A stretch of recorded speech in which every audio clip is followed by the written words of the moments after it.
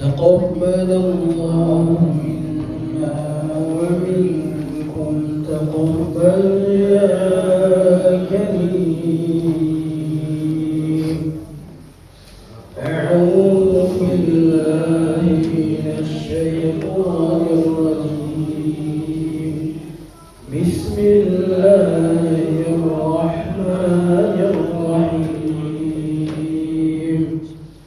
قد سمع الله قول التي تجادلك في زوجها وتشتكي إلى الله والله يسمع تحاوركما إن الله سميع بصير. الذين يظاهرون منكم من نسائهم ما هن أمهاتهم إن أمهاتهم إلا اللائي ولدنهم وإنهم ليقولون منكرا من القول وزورا وإن الله لعفو غفور. والذين يظاهرون من نسائهم ثم يعودون لما قالوا فتحرير رقبة من قبل أن يتماسا ذلكم توعدون به والله بما تعملون خبير. فمن لم يجد فصيام شهرين متتابعين من قبل أن يتماسا فمن لم يستطع فإطعام 60 مسكينا ذلك لتؤمنوا بالله ورسوله وتلك حدود الله وللكافرين عذاب أليم. إن الذين يحادون الله ورسوله كبتوا كما كبت الذين من قبلهم وقد أنزلنا آيات بينات وللكافرين عذاب مهين. يوم يبعثهم الله جميعا فينبئهم بما عملوا أحصاه الله ونسوه والله على كل شيء شهيد.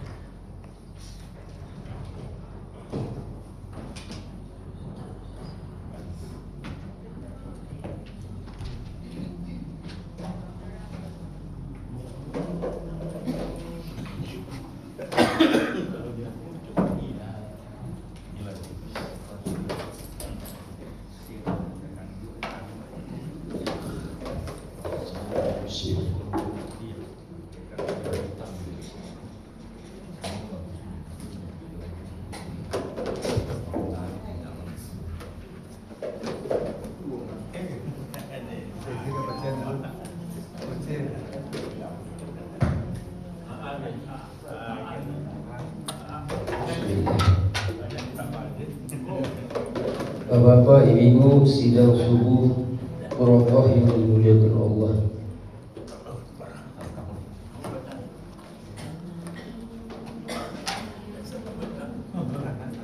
Bunga melati harum baunya, ditanam rapi jalan rumah. Salat tepat waktu, banyak pahalanya. Hati tentram, hidup berkah. Assalamualaikum warahmatullahi wabarakatuh. Waalaikumsalam warahmatullahi wabarakatuh. Puji syukur kita panjatkan kepada Allah Subhanahu wa taala. Pada pagi yang cerah ini kita masih diberikan kesempatan, kesehatan iman sehingga kita dapat kembali berkumpul di majelis ilmu yang kita cintai. Selawat dan salam juga disampaikan kepada junjungan kita Nabi Muhammad SAW serta sahabat-sahabat beliau dan keluarga beliau yang telah meninggalkan dua pedoman hidup yaitu Al-Quran dan Sunnah. Bapak, Ibu, sidang subuh yang dimuliakan Allah.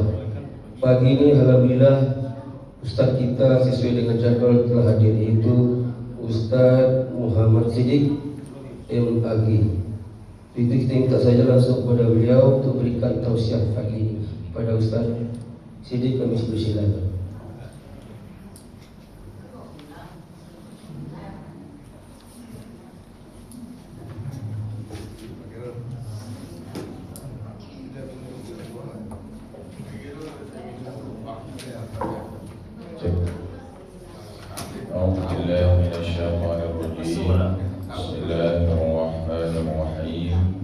Assalamualaikum warahmatullahi wabarakatuh. Waalaikumsalam warahmatullahi wabarakatuh.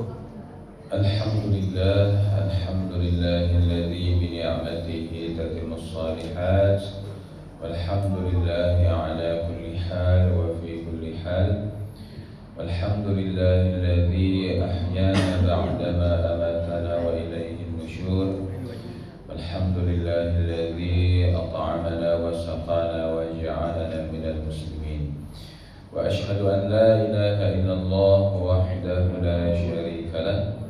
Wa ashhadu anna sayyidana Muhammadan abduhu wa rasuluh alladzi la nabiyya wa rasula ba'dah. Wa sallallahu alaihi wa ala alihi wa ashabihi wa baraka wa sallam. Amma ba'd. Qala Allah Ta'ala fi kitabihil karim, na'udzu billahi as-sami'il 'alim minasy syaithanir rajim. Wa an tasumu khairul lakum in kuntum ta'lamun. Shadaqallahul 'azim. Bapak Ibu hadirin sedang jemaah salat subuh Musalla At-Thayyibah Komplek Vilaku Indah 4 yang dimuliakan Allah. Segala puji hanya bagi Allah yang kita senantiasa bersyukur kepadanya. Allah kumpulkan kita dalam keadaan berbagai kemuliaan. Kita dikumpulkan di tempat yang paling mulia, yaitu di musalla, di masjid, dalam rangka melaksanakan ibadah yang paling mulia, salat fardu, kewajiban kita 5 waktu sehari semalam. Dalam hal ini salat subuh berjamaah. Lalu dilanjutkan dengan membaca kalam Allah yang mulia, membaca Al-Quran bersama-sama. Kemudian dilanjutkan dengan duduk di majelis yang paling mulia, majelis ilmu, majelis Quran, majelis zikir. Dan kita dikumpulkan dalam keadaan yang sangat mulia, keadaan berpuasa di bulan yang paling mulia, bulan Ramadan. Alhamdulillah Bapak Ibu, maka mudah-mudahan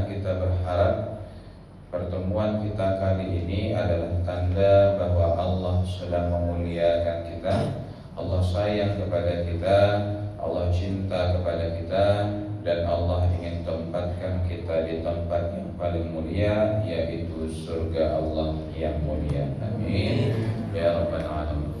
Dan salawat dan salam kepada baginda Rasulullah Nabi kita Muhammad sallallahu alaihi wasallam. Yang terhormat Ketua Pengurus Musalla At-Thayyibah beserta jajaran pengurus, yang terhormat para tokoh masyarakat, Tengku Tigo Sediarangan, Imam Alim Ulama Syariah Pandai, Salatu Ketua RW, Ketua RT beserta ketua-ketua lainnya, Kapai sampai Betanyo, Kapulang sampai Kabarito. Yang terhormat Ustaz kita yang senantiasa standby mendampingi dan mengimami salat-salat kita.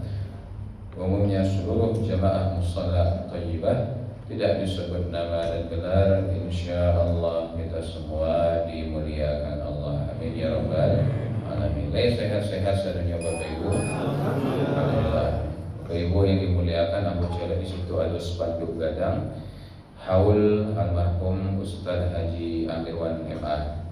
Masya Allah, itu pertama kali Abu mensyariat di Padang Bapak Ibu. Dan Abu mengapresiasi. Memang orang yang sudah wafat, apalagi guru kita, itu layak untuk kita haul setahun setelah wafatnya mereka, disebabkan jasa-jasa mereka terhadap kita. Dan ini menunjukkan bahwa kita tidak melupakan mereka. Mereka selalu dalam ingatan kita, mereka selalu kita doakan, dan mudah-mudahan nanti di akhirat kita dikumpulkan kembali bersama mereka di dalam surganya Allah. Amin ya rabbal alamin. Bapak Ibu yang dimuliakan, dalam Al-Quran surah Al-Baqarah ayat 184 Allah Subhanahu wa taala berfirman, A'udzubillahi minasyaitonirrajim, wa antasumu khairul lakum in kuntum ta'lamun. Dan puasa itu lebih baik bagi kamu andai kamu mengetahui. Jadi Allah katakan bahwa ibadah puasa itu bahkan lebih baik untuk kita daripada kita tidak berpuasa. Puasa itu lebih baik. Dalam hadis riwayat Imam At-Tirmidzi, Nabi SAW bersabda, As-sawmu junnatun. Puasa itu adalah perisai, tameng. Bapak Ibu, apakah yang dimaksud dengan perisai atau tameng? Perisai adalah alat yang digunakan ketika berperang. Tangan kanan memaci pedang, tangan kiri memaci perisai. Apa fungsi perisai atau tameng itu? Melindungi diri dari serangan musuh. Jadi ketika terjadi suatu peperangan, nanti datang musuh membacok kita dengan pedang, dengan tombak, atau menembak kita dengan panah, maka dengan perisai inilah kita berlindung. Bentuknya berbeda-beda, ada yang bulat, ada yang lonjong, ada yang petak, tergantung dengan peradaban masing-masing. Nah, Bapak Ibu, Nabi sampaikan bahwa puasa itu adalah perisai, tameng. Nah, artinya puasa itu berfungsi untuk melindungi diri kita. Pertanyaannya, dari apakah kita dilindungi oleh ibadah puasa ini? Ada dua poin yang akan kita bahas dalam kesempatan kali. Dua poin saja ya Bapak Ibu. Yang pertama, puasa melindungi kita dari perbuatan dosa. Ketika seseorang berpuasa, maka dia akan terjaga dari perbuatan dosa. Sebab hawa nafsunya menjadi stabil, dirinya menjadi stabil dan mampu menundukkan hawa nafsunya. Inilah kenapa Rasulullah SAW bersabda kepada para pemuda, wahai para pemuda, apabila kamu sanggup untuk menikah, maka menikahlah. Sesungguhnya itu dapat membantumu menundukkan pandangan. Jadi dengan menikah itu semakin menjaga seorang laki-laki agar stabil dirinya. Namun apabila kamu tidak mampu, kata Nabi, maka berpuasalah.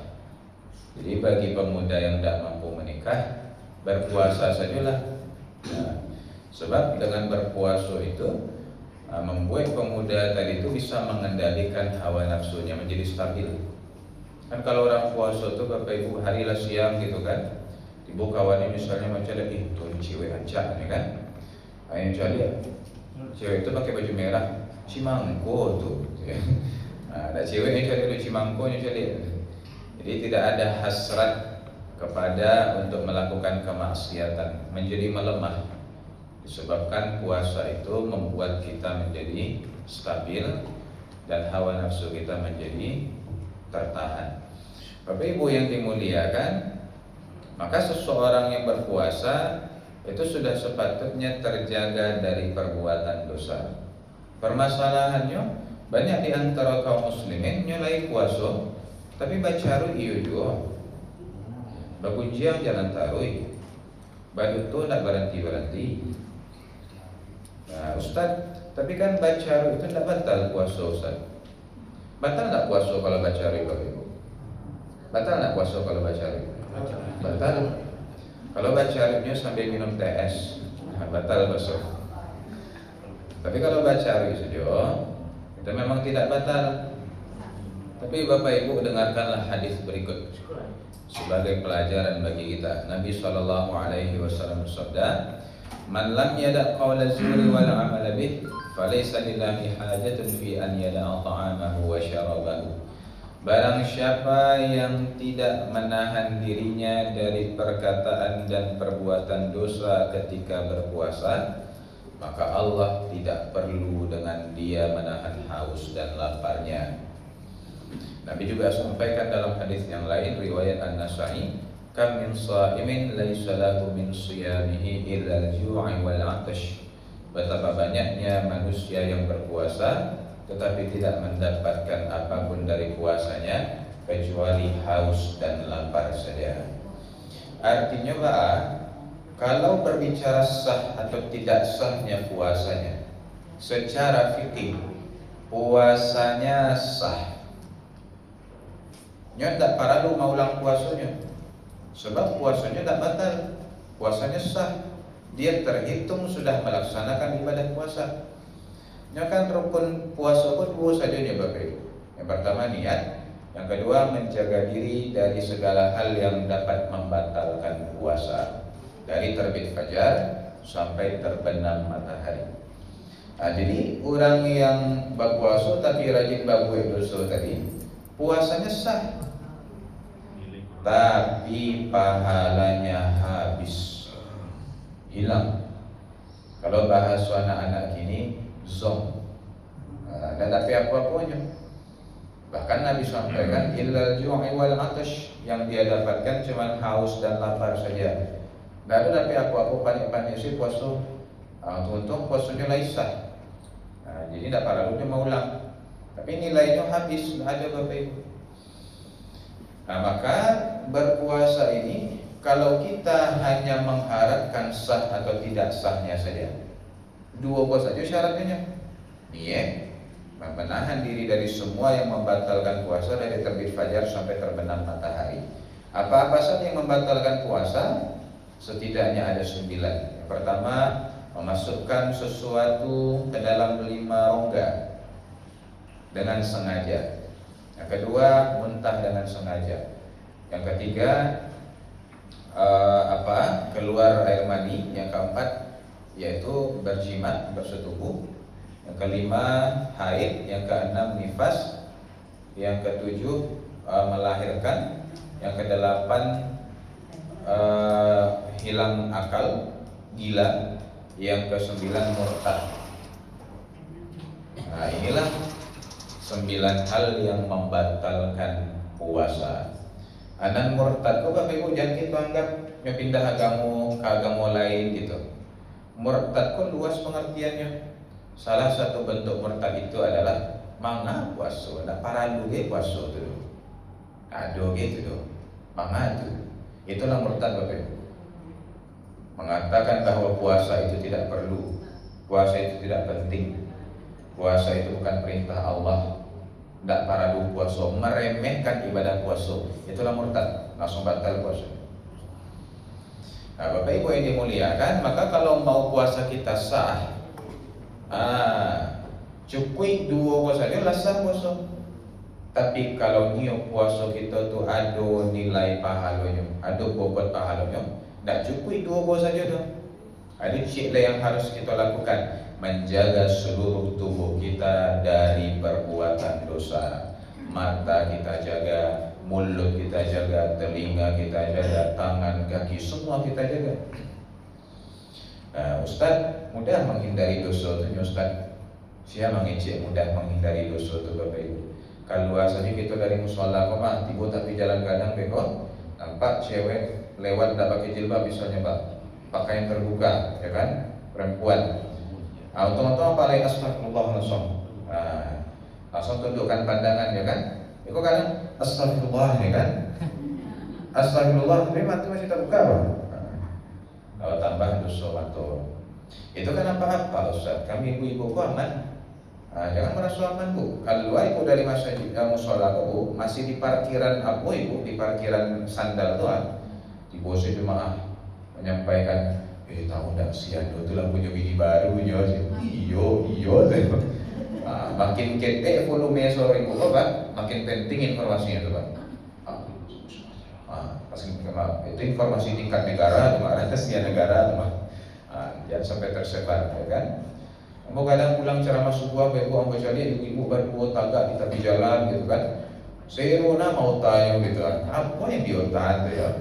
Tapi apa berhusnuzon Pak? Di bulan puasa, mungkin ibu tu sedang baca itu kisah Nabi mungkin Pak, atau kisah sahabat-sahabat Nabi gitu, ya kan? Tak mungkin lah apa ujian Al-Quran, ya kan? Nah, jadi Bapak Ibu, masing-masing kita punya jalur dosa. Kalau yang laki-laki itu dari matanya banyak. Karena ibu yang perempuan tak perlu menjaga diri begitu. Dan ibu-ibu dari mulut dan telinganya, itu jalur yang paling ancur berbuat dosa. Bapak Ibu yang dimuliakan Allah, maka ini sekaligus menjawab pertanyaan, Ustaz, apa hukumnya orang yang puasa tapi tidak sholat? Nyolai puasa Bapak Ibu, tapi tidak sholat 5 waktu. Kalau tidak sholat tarawih, masih bisa diterima lah kan, tarawih itu sunnah. Kalau tidak sholat 5 waktu, sholatnya orang-orang yang tak kahih koko unik. Apa unik apa kecehan? Nyetalo tidak makan, tidak minum 3 balik jam sampai pucet di biaya. Tapi sholat 5 minit saya tak tahu je Pak. Baca cara berpikir je tu. Nyetalo tidak makan, tidak minum sampai lama badannya sakit, kepalanya, ya kan, tidak bertenaga sampai pucet. Tapi sholat 5 minit tak tahu je tu. Tapi kalau ada je orang yang takah itu, maka masuk ke dalam hadis yang tadi Bapak Ibu. Barang siapa yang berpuasa tapi tetap melakukan dosa, Allah tidak perlu dengan puasanya. Sedangkan meninggalkan sholat itu adalah perbuatan dosa yang sangat besar, bahkan dosa terbesar di antara dosa-dosa besar. Sebab orang yang meninggalkan sholatnya, dia sedang menghancurkan agamanya sendiri. As-salatu imaduddin, sholat itu tiang agama. Berarti orang yang tidak sholat dihancurkan agamanya, menghancurkan agama sendiri, dosa besar Bapak Ibu. Hadirin yang dimuliakan, jadi kalau sahur, kalau kita sahur, sahur itu sepakatnya sholat subuh. Ada orang yang sahur, selesai jam 5 ya kan? Nyobain lalu. Lagi sholat subuh juga Bapak Ibu, tapi jam 9. Kalau jam 9 tak sholat subuh namanya itu sholat duha lah. Bingung lah malaikat kan, aja kok sholatnya di waktu duha, tapi niatnya subuh bahasa nanya kok ni. Olo-olo kok bahasa. Orang yang sahur tapi tidak sholat subuh, alun puasanya lain, baru mulai puasanya lah habis pahalanya, sudah hilang masuk pahalanya. Itu belum pas berbuka. Kini kan lah paruh kedua Ramadan, dari 6 kali Ramadan sampai akhir itu kan yang biasa kita temukan buku basamu Bapak Ibu. Jadi kalau paruh pertama itu masih masjid yang rami Pak, masjid musola. Paruh kedua kafe yang rami lah. Nah, orang banyak berbuka bersama, ya kan? Nah, berbuka bersama kok ancak sebenarnya menjalin kekerabatan yang sudah lama beku, ya kan? Menjalin silaturahmi, menjalin lagi komunikasi. Lah nampak kawan kita orang jadi ko, kinilah jadi ko, lah jadi ko, bisa menjalin kerjasama barangkali, bisa memajukan ekonomi kita, memajukan taraf hidup kita dengan punya teman-teman yang sudah jadi orang semuanya. Ancak sebenarnya, secara niknya ancak. Tapi Bapak Ibu dua saja yang tak ancak kalau berbuka bersama punya. Yang pertama, khususnya kalau berbuka bersama alumni CLBK, cinta lama bersemi kembali. Karena dulu pasien A balik galui, ya kan, pasien B balik galui, garah menjadi cinta, kedua cinta tu balik di follow upnya pula, yang lanjutan dulu kan, akhirnya itulah penyebab keruntuhan rumah tangga. Bisa mengendalikan dirinya gitu, mengendalikan hatinya, lemah benar. Sehingga muncul rasa-rasa yang dulu pernah ada lagi antara Rangga dan siapa kau Rangga dan cinta kau. Bapak Ibu yang dimuliakan, kemudian yang kedua yang dah ancamnya kalau berbuka bersama itu adalah meninggalkan sholat maghrib.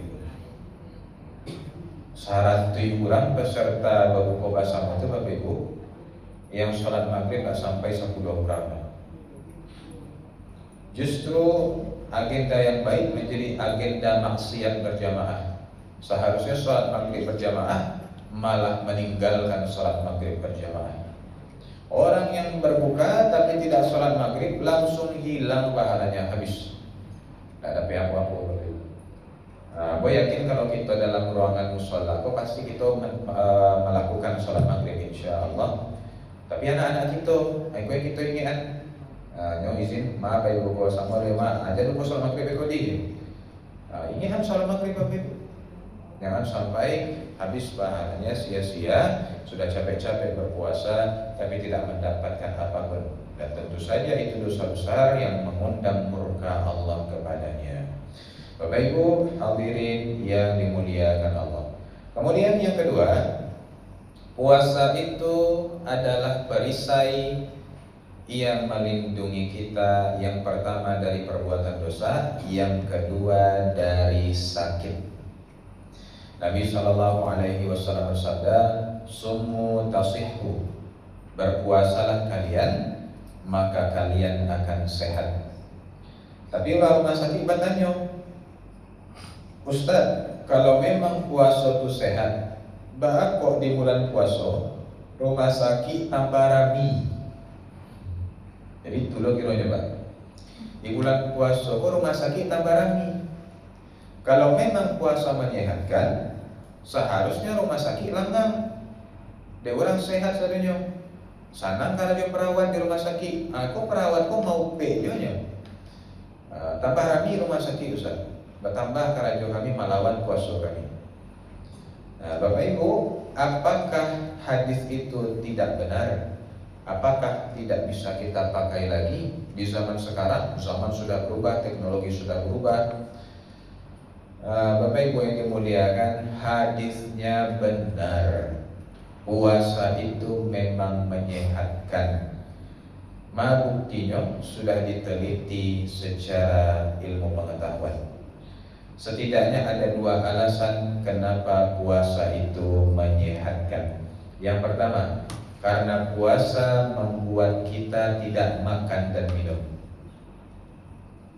Sedangkan penyebab utama sumber masuknya nomor 1 penyakit ke dalam badan kita itu dari mana? Makanan dan minuman. Jadi apa Bapak Ibu, maka penyakit-penyakit orang di zaman kini itu kebanyakan dari mana? Kolesterolnya naik, tensinya naik, gulanya naik, asam uratnya. Itu semua dari makanan. Sampai-sampai Al-Quran saja mainan. Buka Al-Quran surah Abasa ayat 24. Allah Subhanahu wa ta'ala berfirman, "Falyanzuril insanu ila ta'ami." Hendaklah manusia memperhatikan apa yang mereka makan. Al-Quran saja mainan tak kalau makan Bapak Ibu. Tandonya makan, kok bukan pakaro sepele, itu pakaro serius. Tak boleh sembarang-sembarang. Apa yang kita makan, tak itulah badan kita. Sehat yang dimakan, baik yang dimakan, baiklah badan kita. Buruk yang dimakan, seperti itu pula lah. Makanya Al-Quran mainkan berkali-kali Bapak Ibu, ya ayyuhalladzina amanu, wahai orang-orang beriman, kulu min thayyibat, sesuai dengan nama musalla kita. Makanlah dari yang baik-baik, baik secara mendapatkannya, baik secara zatnya, baik secara khasiatnya, baik secara manfaatnya untuk tubuh. Pokoknya baik. Makanya kalau ditinjau lebih jauh Bapak Ibu, makanan ini bukan hanya berpengaruh kepada kesehatan kita, bahkan kepada ketakwaan kita. Sa'ad bin Abi Waqqas radhiyallahu anhu adalah seorang sahabat yang sangat mustajab doanya.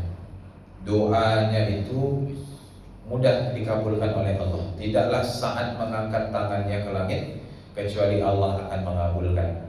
Makanya orang tidak berani macam-macam do Sa'ad bin Abi Waqqas, karena beliau doanya mustajab, tapi orang bekonya doaan yang guru-guru ada si Sa'ad, cilangku orang tuh. Bapak Ibu, ketika ditanyakan, wahai Sa'ad, apa rahasianya? Kok bisa doa mudah terkabul? Apa kecil Sa'ad Bapak Ibu? Tidaklah aku masukkan sesuatu ke dalam mulutku kecuali aku tahu sumbernya dari mana. Akhirnya artinya pastian yang memakan itu halal. Dan kalau kita lihat ulama-ulama yang besar, ulama-ulama ahli fikih, para mujtahid, para ahli hadis, ahli fikih, ya kan? Serta ahli-ahli keilmuan lainnya, termasuk para anak-anak kita, para penghafal Al-Quran, hafiz 20 juz, itu ada satu resep dapur yang sama orang kayaknya, yang justru jarang dibahas. Apa rahasianya? Kenapa anak-anak mereka bisa menjadi orang-orang hebat seperti itu, menjadi orang-orang yang berpengaruh, berkontribusi di dalam Islam? Orang tua mereka selalu memberikan yang halal kepada anaknya. Bahkan ada seorang ulama Bapak Ibu, itu bukan hanya yang halal yang nyogir, bukan hanya yang halal dari segi zatnya, bukan hanya halal secara mendapatkannya, bahkan proses penyembelihan hewannya itu dipastikan dilakukan secara syar'i. Makan daging yang hanya suan kamu anaknya, kau muli orang rumahnya, yang kau bawa pulang, itu dipastikan disembelih dengan cara yang halal.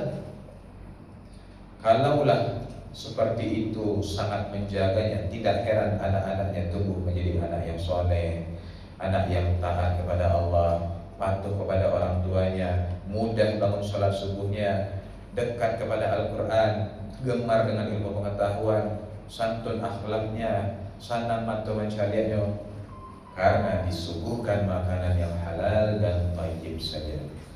Bapak Ibu yang dimuliakan, balik ke topik yang tadi, maka apabila kita berpuasa, kita menjadi sehat karena kita tidak makan dan minum, semakin berkurang penyakit yang masuk ke dalam badan kita. Bapak Ibu, kemudian alasan yang kedua, sebenarnya itu bukan bagian aku untuk menyampaikan Bapak Ibu, itu bagian orang kesehatan sebenarnya. Cuman karena kita membahas hubungan puasa dengan kesehatan, rasanya tidak ada masalah untuk disampaikan. Kalau ada Bapak Ibu orang kesehatan, dapat itu yang mau sampaikan, silahkan disanggah saja, silahkan dikoreksi. Jadi kecek para ahli kesehatan kok, kiranya badan kita kok itu bisa membereskan masalahnya surang. Masalah-masalah yang ada di badan kita kok itu bisa dibereskan oleh badan kita surang. Ya, penyakit-penyakit, kemudian racun-racun, toksik, virus-virus, bakteri begitu, termasuk lemak-lemak yang sudah bertumpuk dipecah, penyakit-penyakit, itu semua bisa dibereskan oleh badan kita. Tapi kapan proses itu terjadi? Ketika kita berpuasa. Makanya Bapak Ibu, tahu Bapak Ibu, kalau kita jago pagi itu segar. Kita bangun di pagi hari segar, semangat, tenaga kita sudah terkumpul. Pas malam hari itulah lamangan tua, lapane, ya kan, badan pola. lame rasanya. Tapi di pagi hari kenapa kita segar, bertenaga, semangat? Karena ketika kita tidur, badan kita melakukan proses itu. Proses yang aku sampaikan tadi, detoksifikasi lah namanya, pembersihan racun-racun, penyakit segala macam. Semua yang rusak-rusak dalam tubuh diperbaiki ketika kita tidur. Maka di pagi hari kita bangun dalam keadaan fresh, semangat. Dan tahukah Bapak Ibu, bahwa ketika kita lalu terjadinya proses itu, karena pas lalu kita berpuasa. Kan tak ada yang lalu sambil mengunyah di siku Bapak Ibu. Ada lalu kan? Ada. Pas lalu kita pasti fokus lalu. Makanya badan kita tuh bisa fokus untuk membereskan masalah-masalahnya. Di pagi hari kita bangun, kita sudah segar dan badan kita sudah enak. Makanya orang yang rajin puasa itu badannya sehat. Karena sistem kesehatannya ini aktif, bekerja dengan baik. Hanya beres penyakit-penyakit. Nah, sehingga selesai Ramadan badan menjadi lebih sehat, menjadi lebih segar. Sebaliknya Bapak Ibu, orang yang tidak pernah berpuasa, bahkan makan saja karena tadi, badannya sibuk mengolah makanan tiap sebentar dan tidak punya waktu untuk membereskan masalah-masalah dalam tubuhnya tadi. Sibuk mengolah makanan saja. Jam 7 lah masuk makanan, jam 9 lah masuk lo, jam 11 lah masuk lo, jam 2 lah masuk lo, jam 4 lah masuk lo, jam 7, jam 9, jam 11 20 jam tu barangkali makan tu. Akhirnya badannya pun setiap sebentar mengolah makanan saja tadi dan tidak punya waktu untuk membereskan penyakit-penyakit tadi. Sampai-sampai pagi yang badannya gede, oh 5 kali letakkan yang bola panduan lah full sabinya. Akhirnya letakkan di sekolah bu, lah bergelambir saya lemak ibu di sekolah kan. Mohon maaf Bapak Ibu. Dan apa-apa letakkan di sekolah kan, lah bunci saya boleh apa? Ambo pun ngalami lo apa? Walaupun bodoh tak kayak itulah, hadonya kunci seketek kan. Memang ini kelemahan kita Bapak Ibu. Maka badan itu tiap sebentar mengolah makanan terus dan tidak punya waktu untuk membereskan masalah-masalah yang ada pada dirinya. Akhirnya penyakit tadi bertumpuk juga dalam badan dan virus-virus tadi bertumpuk juga. Yang rusak-rusak tadi tak ada yang membenahi. Karena badan kita terlalu sibuk mengolah makanan. Makanya orang yang tidak pernah puasa itu Bapak Ibu, apalagi makan saja karena dong. Pasti. Apa? Ikan tu aduh makan minum rapat namanya. Disko ya apa itu makan. Betul. Ya enggak pas rapat itu Pak, dan ustaz kok karena itu Pak, diundang acara mendoa kan, itu makanan pasirah tuh. Doa, takziah, menuju hari, minggu hari, itu kanyang saatnya tidur. Di sekolah pensiun tidak banyak. Makanya Bapak Ibu, orang yang makan saja tapi karena pasti badannya rentan sakit, jadi rentan terkena penyakit, daya tahan tubuhnya melemah karena sistem kesehatannya melemah. Makanya kalau kita membaca Sirah Nabawiyah, Nabi Muhammad itu sering berlapar-lapar. Nabi itu lebih hancur lapar daripada kenyang. Jangan kita anggap Nabi itu tengah itu Bapak karena Nabi itu dapat piti, Nabi itu rabansai gitu kan. Enggak, karena Nabi tahu bahwasanya sering-sering kekenyangan itu tidak baik dan berlapar-lapar itu lebih baik. Makanya Nabi itu sering berlapar-lapar karena beliau mengetahui rahasia kesehatan itu. Dengan berlapar-lapar badan kita akan menjadi sehat. Dado yang kali makan, apanya kita tadi dia makan Ibu. Jadi badan kita kok pakai dokter itu kan, itu seperti singa lapar. Kalau sedang lapar-lapar kan, cacing-cacing baunya kan, gitu kan. Dado yang kali makan, apa yang ada dia makan, lemak tadinya makan, penyakit tadi, virus tadi, habis adanya. Makanya barasi badan kita Bang. Sama aja Bapak Ibu tahu ikan sapu-sapu. Untuk membarasi akuarium. Ataukah itulah badan kita kalau sudah lapar? Hanya makan saja apa yang ada oleh. Akhirnya badan bertambah enak, bertambah ringan. Jadi sehat Bapak Ibu. Sama kalau kita dan salah ngobrol itulah. Tak tahan lapar sakit harus langsung makan, haus sakit langsung harus minum. Berlapar-lapar itu sunnah Nabi SAW. Mungkin itu yang jarang kita teladani Ibu. Kita anggap kita orang mengikut sunnah Nabi lah, ya kan? Sarawak kita orang di mata kaki lah, ya kan? Sholat selalu ke masjid. Dan berlapar-lapar kok sih berani untuk mengikutinya. Itu sunnah Nabi Bapak Ibu. Dan ini menjadikan badan kita menjadi sehat walafiat. Tapi setelah dipikir-pikir memang beda kita dengan Nabi sakit saja Bapak Ibu. Kalau Nabi sedikit makannya, kalau kita sedikit-sedikit makan. Sakit saja beda ya Pak. Kalau Nabi sedikit makannya, kalau kita sedikit-sedikit makan. Gitu. Bapak Ibu yang dimuliakan Allah Subhanahu Wa Taala, jadi yang membuat orang banyak masuk rumah sakit itu di bulan puasa itu bukan puasanya, tapi polanya, kebiasaan buruannya. Yang setengah lima nyo makan sahur, nyo makan makanan sebanyak-banyaknya, nyo buah sampai full tangki pertamaknya.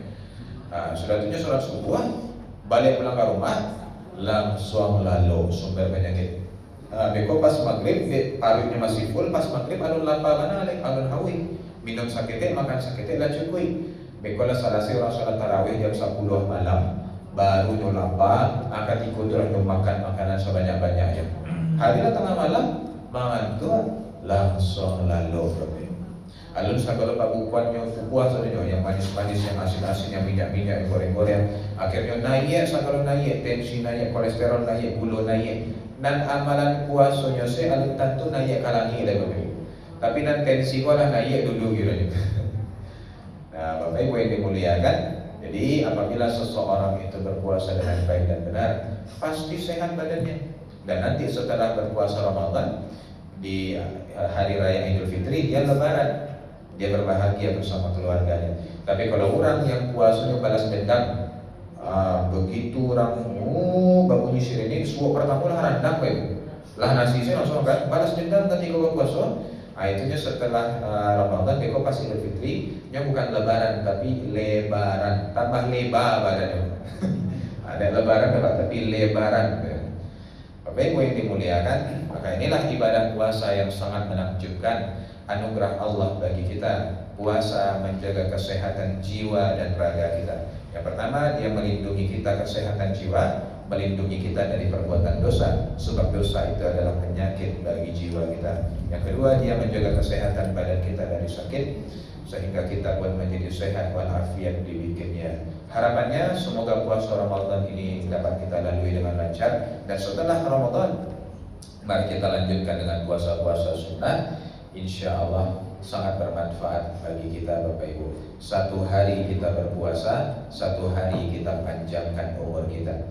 Aku qouli hadza wa sallallahu alaihi wa lakum wa sallallahu ala nabiyyina Muhammadin wa ala alihi wa sahbihi ajma'in walhamdulillahirabbil alamin. Subhanaka Allahumma bihamdika asyhadu an la ilaha illa anta astaghfiruka wa atubu ilaik. Itu sekitar yang bisa aku sampaikan Bapak Ibu, mudah-mudahan ada manfaatnya. Mohon maaf kalau musim Bapak Ibu sudah sangat 7 hari, aku cukupkan. Terima kasih, banyak maaf. Wassalamualaikum warahmatullahi wabarakatuh. Waalaikumsalam warahmatullahi wabarakatuh.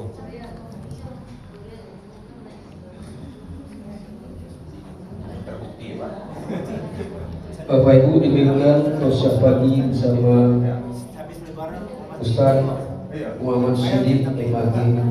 Semoga bermanfaat bagi kita semua. Amin. Dan nanti malam Ustaz kita adalah Ustaz Ching Kumin. Ya, Ching Kumin dari Tiongkok, dari Cina. Tadi mari kita ramaikan bersama-sama. Kalau nama Indonesianya Muhammad Haji Muhammad Amin. Bawa tetangga ya Bu, anak cucu. Pak Oce beli durian. Durian dimakan rumah kekasih. Demikian, terima kasih. Assalamualaikum warahmatullahi wabarakatuh. Waalaikumsalam warahmatullahi wabarakatuh. Cik,